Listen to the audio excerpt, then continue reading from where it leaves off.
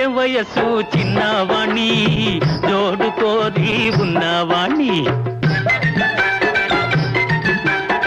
చదువు ఉంది సరదా ఉంది సంపాదించే ఛాన్స్ ఉంది తల్లి తండ్రి కాదన్నా నిన్ను పెళ్ళియాడే దమ్ము ఉంది కోడె వయసు చిన్నవాణ్ణి జోడు కోరి ఉన్నవాణ్ణి బావయ్యో పోవయ్యో చదువుకున్నా చేసేది ఏముంది